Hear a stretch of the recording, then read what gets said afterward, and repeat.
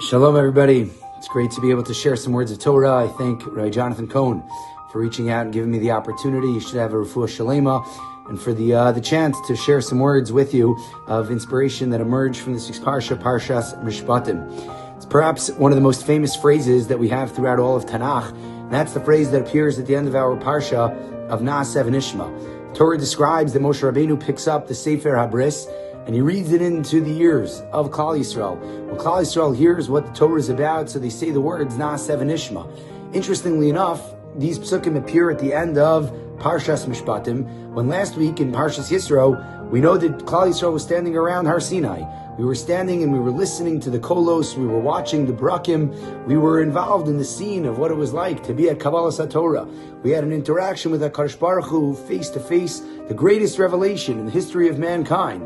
And we simply only have the word Naaseh that appears in Parshas Yisro, and we wait here until the end of Parshas Mishpatim, tens and tens of psukim since the experience of Maimon Har Sinai, to ultimately say those words, those coveted words and holy words of Naaseh v'Nishma. The question is why?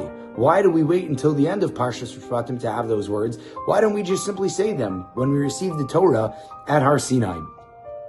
Once heard in the name of Rabbi J.J. Schachter the following suggestion, and I think it speaks very closely to the work that we do, to the chinuch that we try to provide, and to the role modeling that we try to give off to our Talmidim, to our students, and to our NCSYers.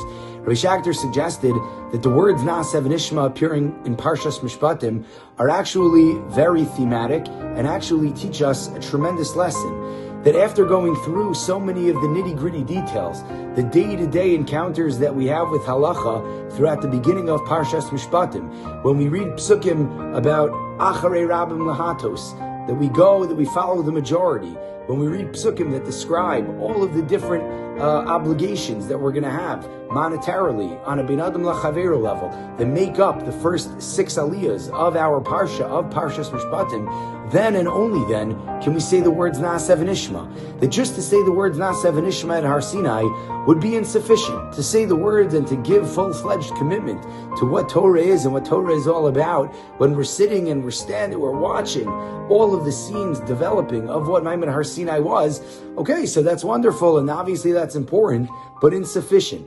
When we go ahead and when we hear about what Torah is going to demand of us, the responsibility and the achrayus that we're going to have to be Torah observant Jews, and then we can go ahead and then we can say Naaseh v'Nishma, so that reflects a much greater level of commitment that we have. And therefore, here at the end of Parshas Mishpatim, the words Naaseh v'Nishma appear after we understand what it's going to take and after we're able to commit to being Jews that go ahead, that live our lives through the day-to-day interactions that we have with halacha.